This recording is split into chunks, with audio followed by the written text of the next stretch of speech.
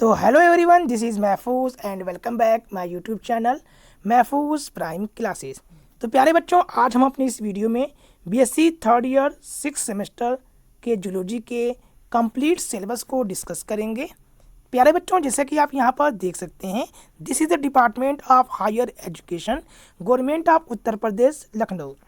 New education policy 2020, common minimum syllabus for all UP state university and colleges for first 3 year of higher education. तो प्यारे बच्चों, जो आपका ये syllabus है, यह न्यू एजुकेशन पॉलिसी 2020 यानी नई शिक्षा नीति जो 2020 में लागू की गई थी, उसी के अकॉर्डिंग आपका ये सिलेबस को डिज़ाइन किया गया है। ये एक कॉमन मिनिमम सिलेबस है जो उत्तर प्रदेश की जितनी भी स्टेट यूनिवर्सिटियाँ या कॉलेज हैं, उन सभी में लागू किया गया है। तो प्यारे बच्चों, आइए हम देखते हैं कि हमें इस सेमेस्टर में किन किन टॉपिकों को कवर करना है। तो चलिए यहाँ पर देखते हैं।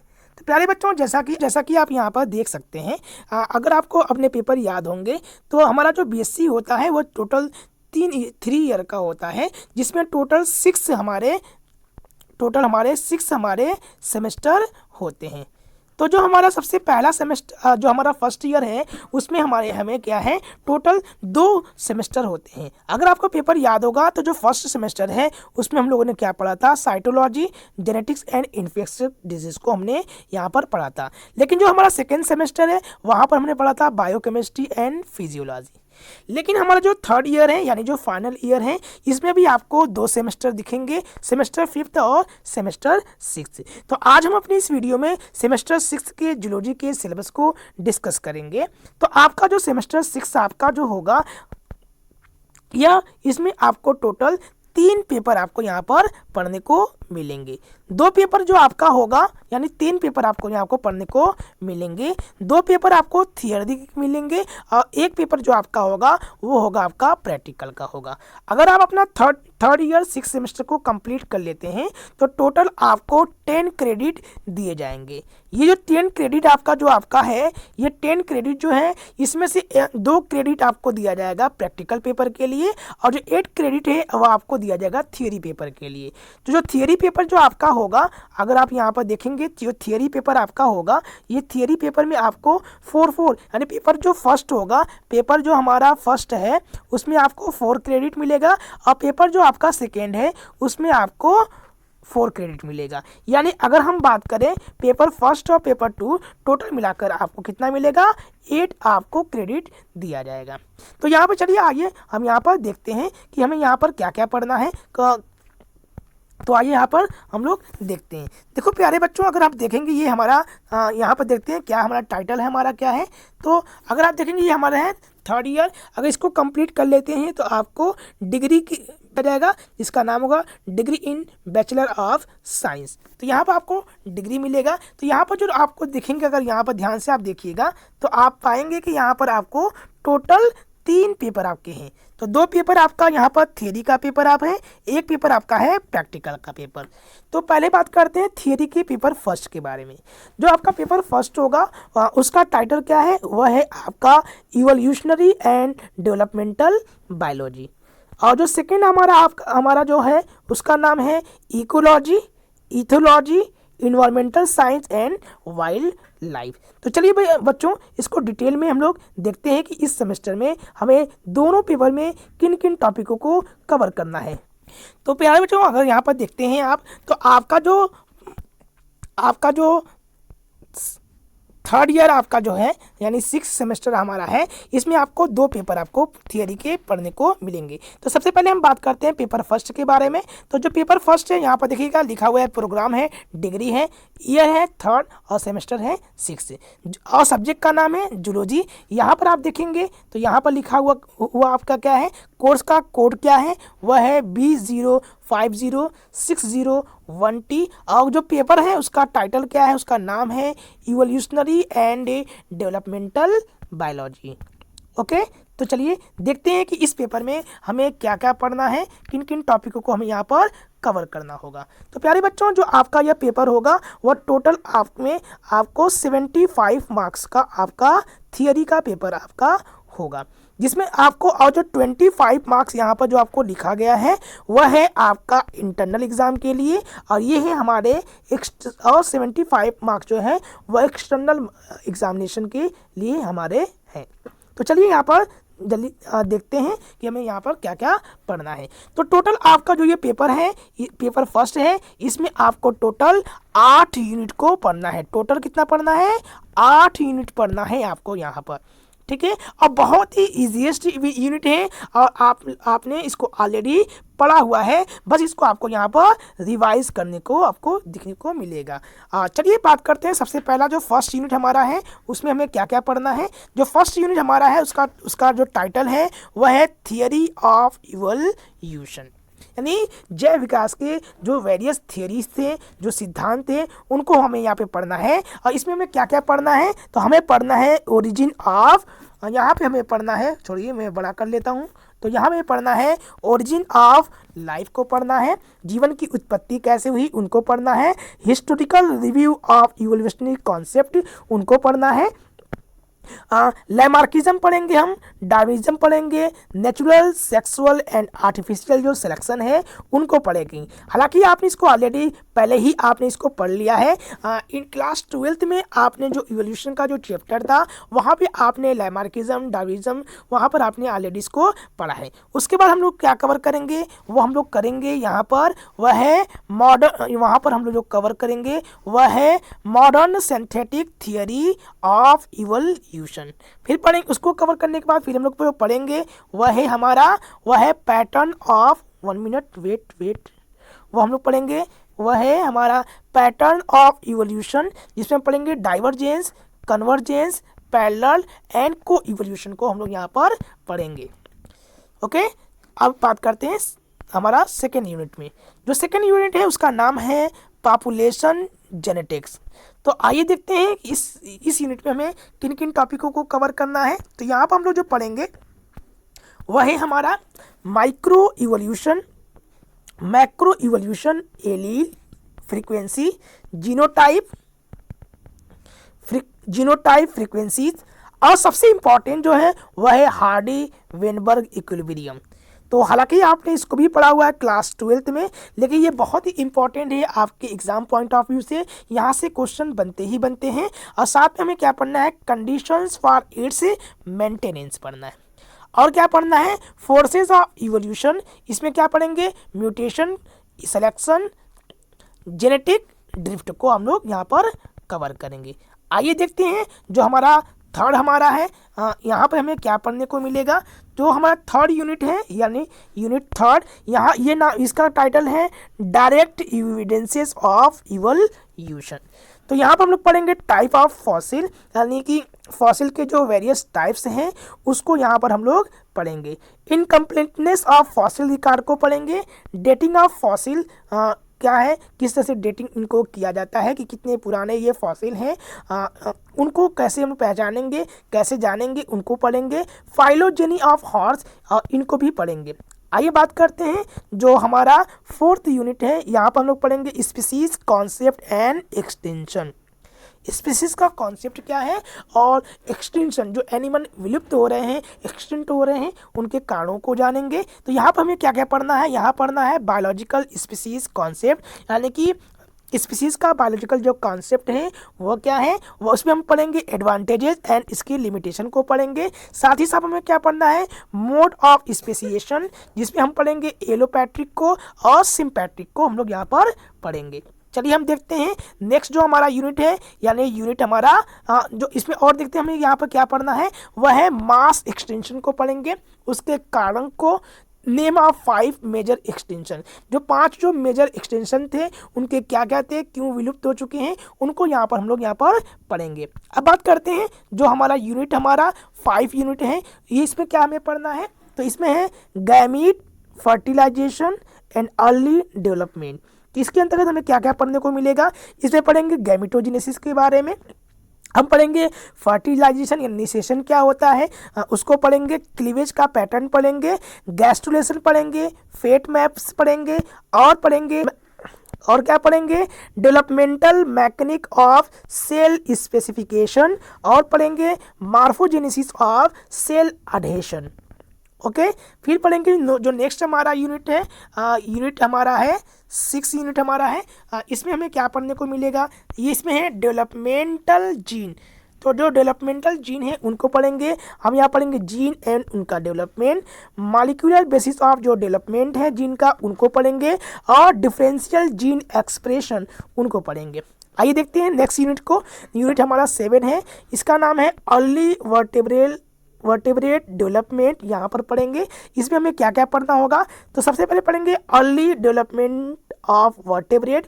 जो वर्टेब्रेट हमारे हैं उनके जो प्रारंभिक जो विकास है उनको पढ़ेंगे। उसमें हमें क्या क्या पढ़ने को मिलेगा, यहाँ पर फिश का पढ़ेंगे, बर्ड्स को पढ़ेंगे, और जो मैमेल हैं स्तनधारी हैं उनमें कैसे प्रारंभिक विकास कैसे हुआ है उनको यहाँ पर पढ़ेंगे। फिर पढ़ेंगे मेटामॉर्फोसिस, मेटामॉर्फोसिस क्या होता है, और फिर पढ़ेंगे रीजनरेशन क्या होता है, और स्टेम सेल को भी यहाँ पर कवर करेंगे। साथ ही साथ यहाँ पर पढ़ेंगे इन्वायरमेंटल रेगुलेशन ऑफ डेवलपमेंट। जो वेरियस इन्वायरमेंट जो रेगुलेशन है, किस प्रकार से इन्वायरमेंट का प्रभाव पड़ता है डेवलपमेंट में, उनको भी यहाँ पर हम लोग यहाँ पर देखेंगे।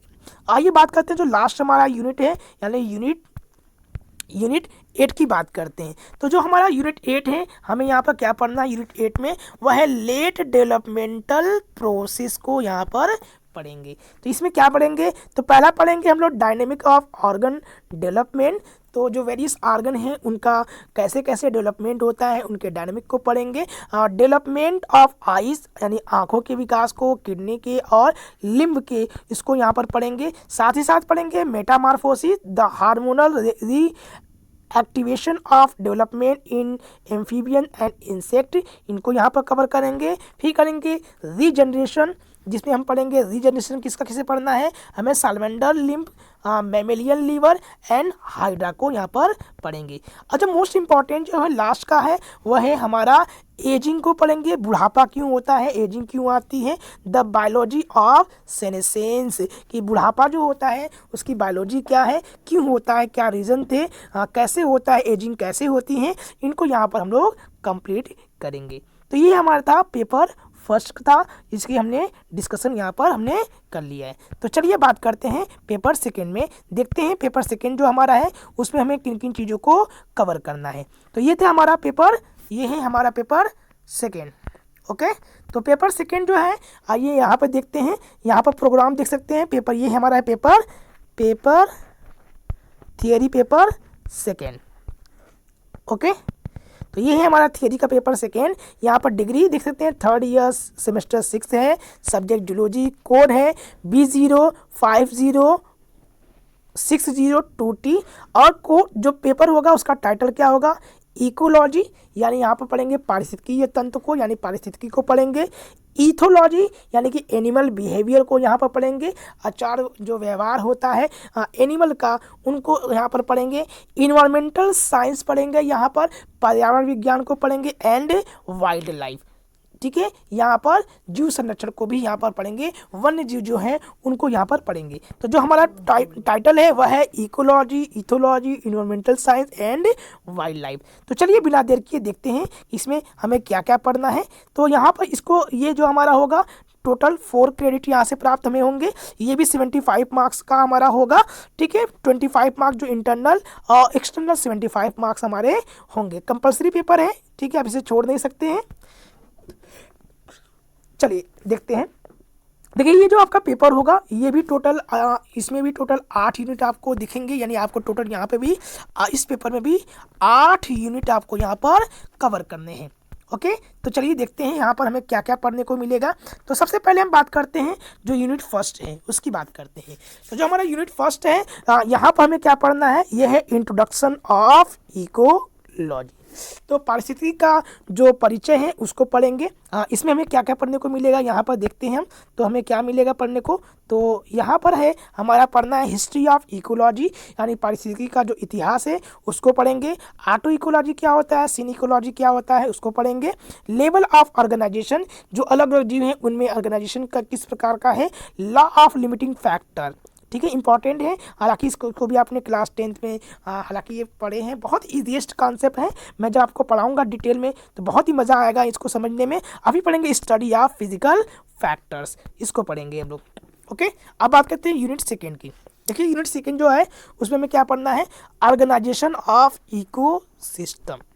ठीक है, जो हमारे पारिस्थितिकीय जो तंत्र हैं उनका ऑर्गेनाइजेशन कैसे कैसे होता है, अलग अलग प्रकार का जो पारिस्थितिकीय तंत्र हैं, चाहे वह वाटर का हो, एक्वेटिक का हो। तो यहाँ पर देखते हैं हमें इसके अंदर हमें क्या क्या पढ़ना है। तो यहाँ पर हम लोग जो पढ़ेंगे वह है हमारा, यहाँ पर मैं बड़ा कर लेता हूँ। ओके लेकिन देखिए जो यूनिट सेकेंड है उसमें हमें क्या पढ़ना है, लेवल ऑफ ऑर्गेनाइजेशन। यहाँ पर पढ़ेंगे लॉ ऑफ लिमिटिंग फैक्टर को, स्टडी ऑफ फिजिकल फैक्टर। तो जो फिजिकल फैक्टर उसको स्टडी करेंगे, पॉपुलेशन को पढ़ेंगे। यहाँ पर डेंसिटी क्या होता है, पॉपुलेशन डेंसिटी, जनसंख्या घनत्व क्या होता है, नेटेलिटी जन्म दर क्या होता है, मोर्टेलिटी मृत्यु दर क्या होता है।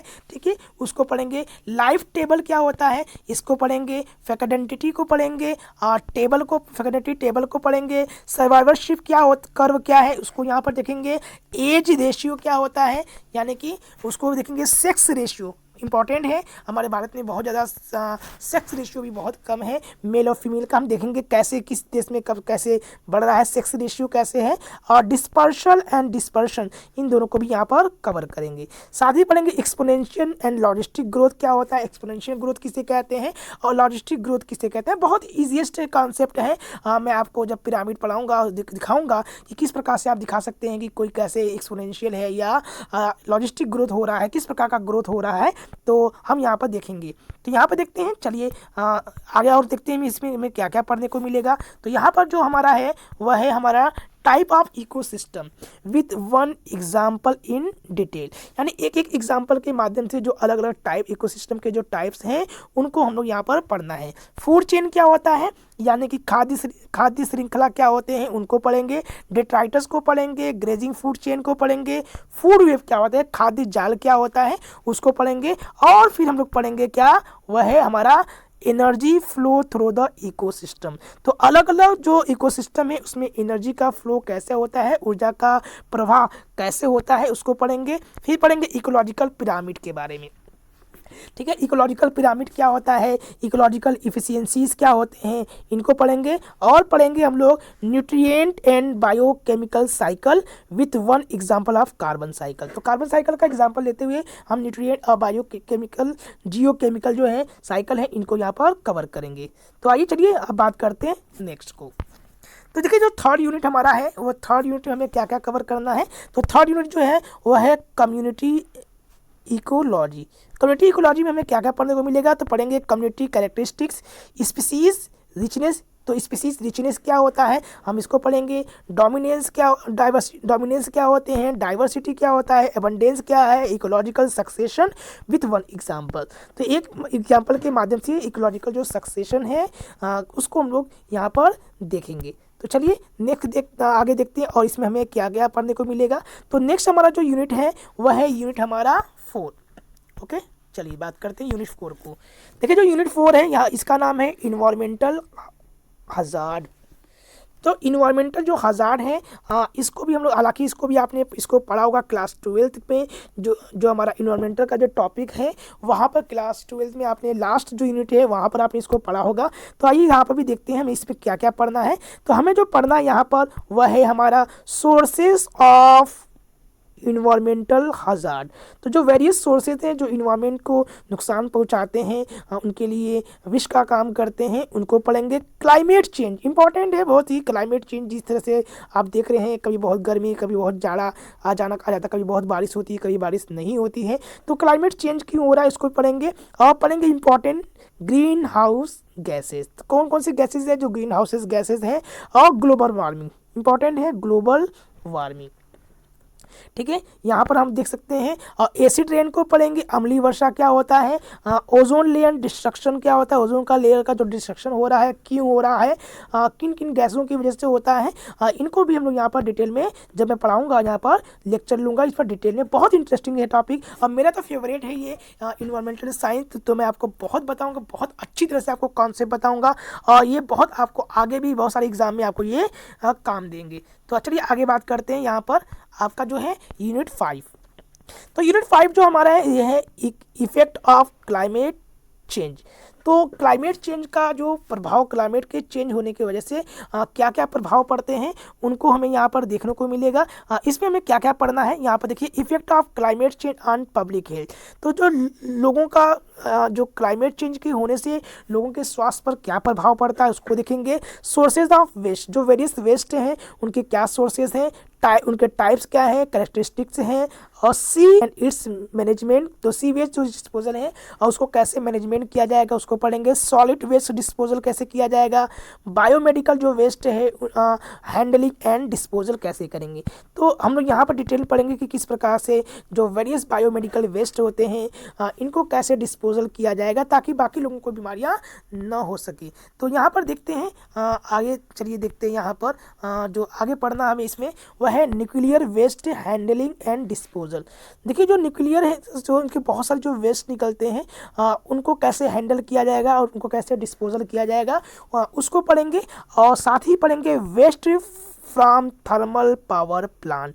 जो हमारे थर्मल पावर प्लांट है, जो इलेक्ट्रिसिटी जहाँ से हमें प्राप्त होती है, ऊर्जा हमें प्राप्त होती है, तो उससे जो वेस्ट निकलते हैं उनको नदियों में बहा दिया जाता है जिससे बहुत सारे जंतुओं की मृत्यु हो जाती है। तो उनको हम लोग पढ़ेंगे कि waste from thermal power plants जो हैं कौन कौन से वेस्ट यहाँ से निकलते हैं और किस तरह से इनका मैनेजमेंट किया जाएगा, इसको हम यहाँ पर डिटेल में देखेंगे। साथ ही बहुत ही इंपॉर्टेंट यहाँ पर आप देख सकते हैं यहाँ पर जो हमारा है बहुत ही इंपॉर्टेंट जो हमारा यहाँ पर है केस स्टडी यहाँ पर दिया है। हमें कुछ केस स्टडी को भी पढ़ना है। देखिए case histories on Bhopal gas tragedy.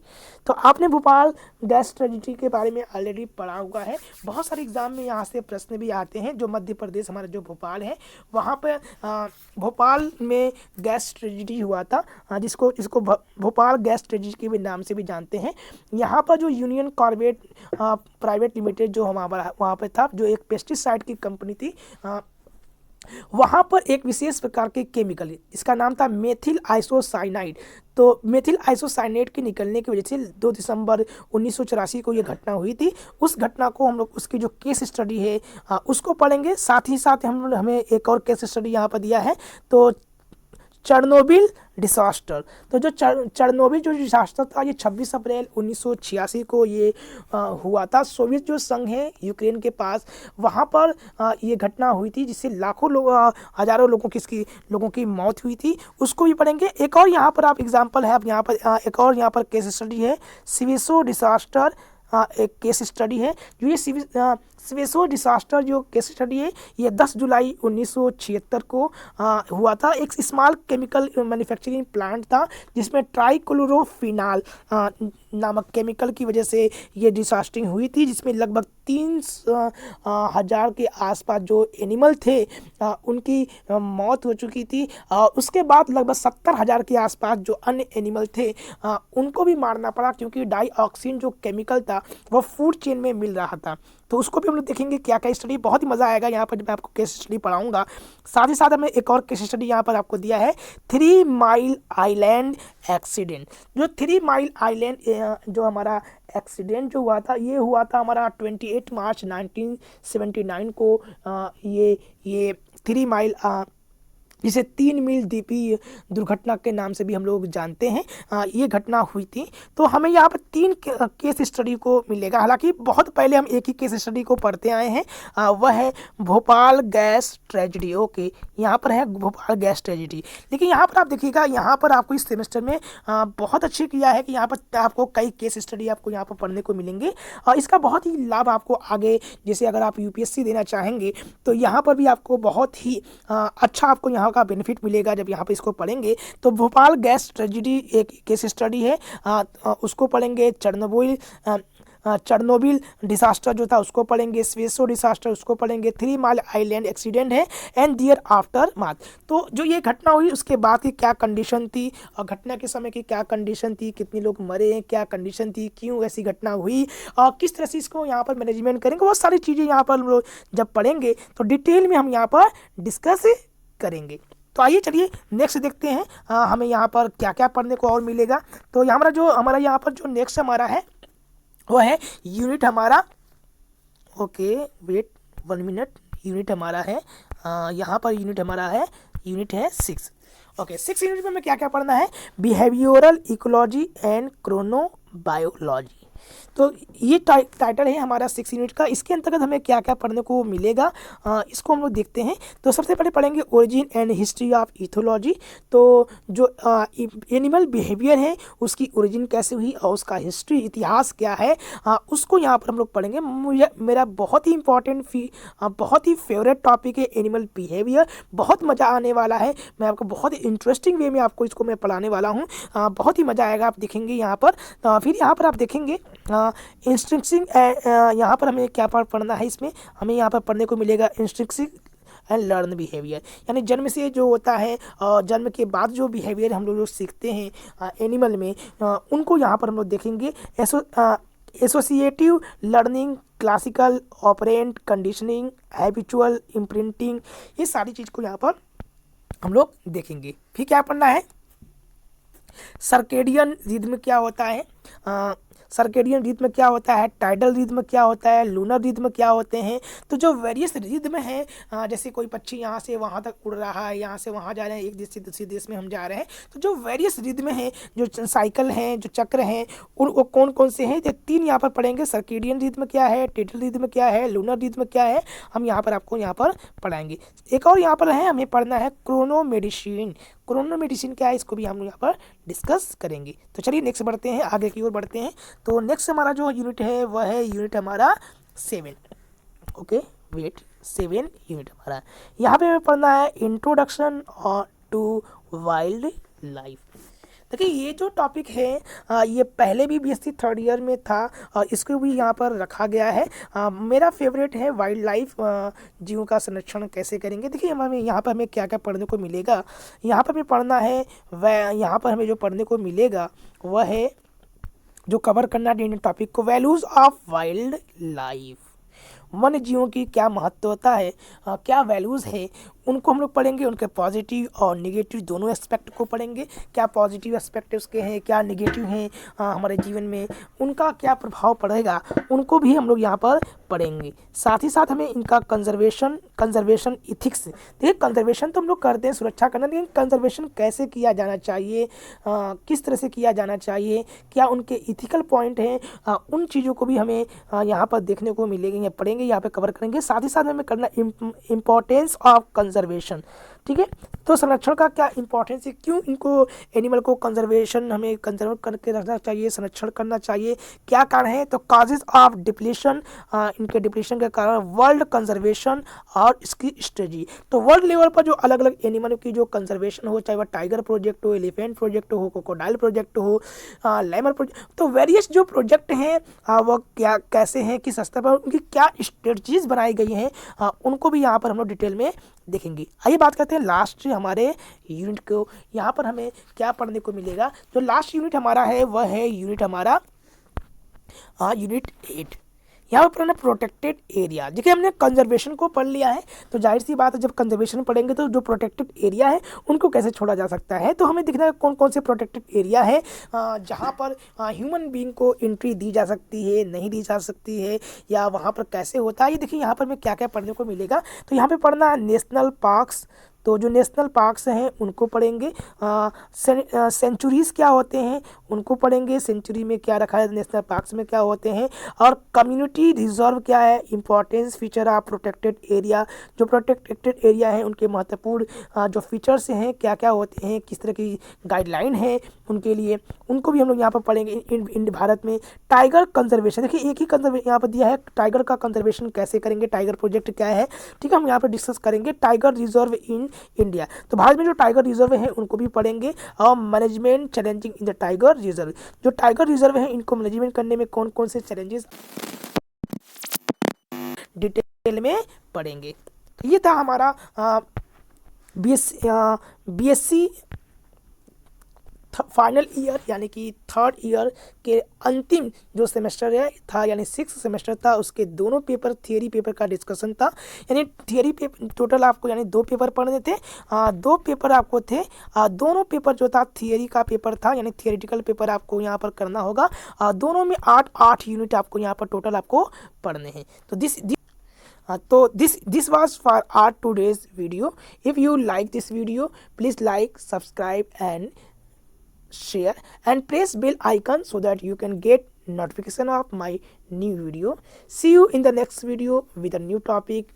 Till then, take care, stay safe, stay healthy. This is Mahfouz and thank you for watching.